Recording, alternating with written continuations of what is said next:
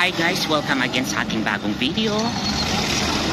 So it's another off day. Ngayon, it's first off natin. And napagdesisyon na namin kumain sa labas. Kanina isa no, medyo kasi siya, medyo masakit ang tiyan ko. Kaya hindi pa ako nag-decide na nakakain. So itong dalawa biglang nag-aya sila sa supposedly dapat dun sa baba kami kakain. Pero ang sabi nila is since parang masakit ang tiyan ko, dun kami sa medyo malayo na may Filipino food, yung may sabaw. Hi guys!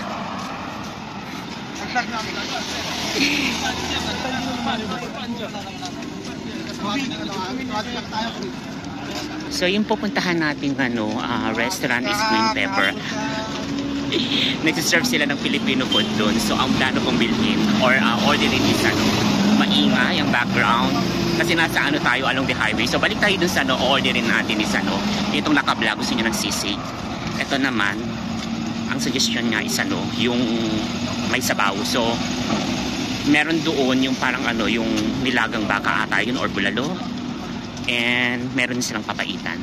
Hindi ko alam kung kasi itong naka-vlog na to is masarap sa pagkain. Parang ayaw niya ng ng papaitan. Hindi siya masyadong kumakain mo.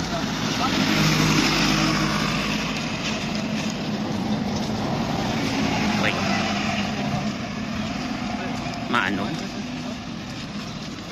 Yan, mabuhangin. Tawits. Habang wala pang sasakyan.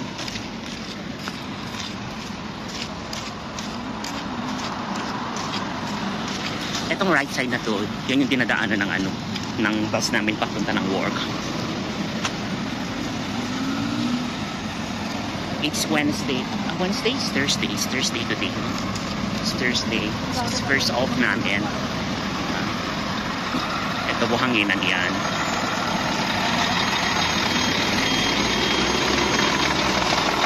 So mamaya is maglalaba tayo. Always like that.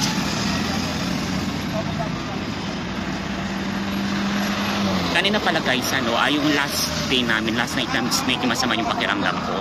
Gawa siguro ng ng nagbabago na yung weather. Or yung pagpasok ko sa loob ng ng work is malamig. Then paglabas ko is mainit. Kasi hindi pa ganun kalamig kasi dito. Pero sa ngayon habang naglalakad kami is okay na. Hindi siya mainit, hindi siya humid, may konting hangin na. Dito sa may dyan sa may Eno, may Filipino food din dyan. 11 dirhams lang siya, tuna ulam at saka isang kanin na napakadami. And then kabayan yung nagsiserve doon. Hi! Kapon ka! Vlogger din yan. Guys, tignan niyo yung mga dito. Yung mga street light, dikit-dikit. Hindi lang naman tayo yung naglalakad, madami-dami din. Kita ninyo yan. Di ba ang dami nila? Mga iba-ibang lahi. Kidere. Yung daanan lang natin is bako-bako. So kailangan mag-ingat tayo. Yan. Siguro mga parang 15 minutes away yung lalakarin natin papunta sa may sa may restaurant, kasi malayo-layo din sa from accommodation natin papunta doon, may kalayuan. So habang binabaybay natin yung or papunta tayo doon sa may restaurant, sightseeing muna tayo sa kanila.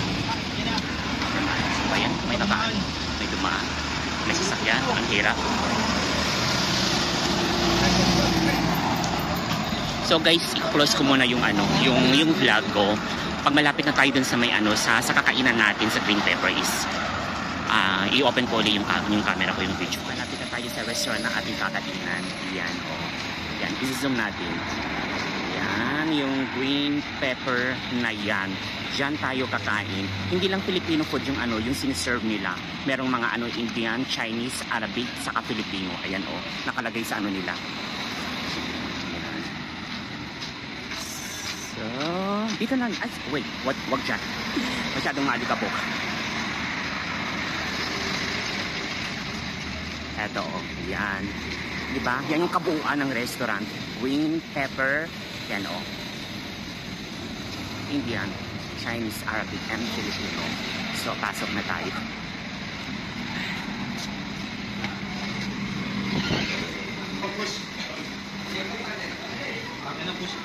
push. Ayan, may privilege. So, ano yung plan mong ordering? Kasi nag-mention na ako kanina. Bulalor de sisig. Bulalot sa sisig daw. Ito kasi mahilig sa sisig daw.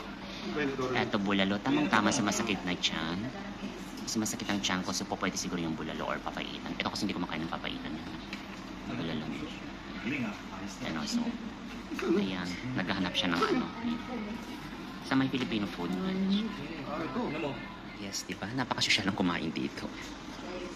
Meron silang ayan. Hindi ko alam kung anong tawag dito, parang mat, paper mat. Base mat. Ayun gagamit ng elementary. Ito laman. Ako wala laman.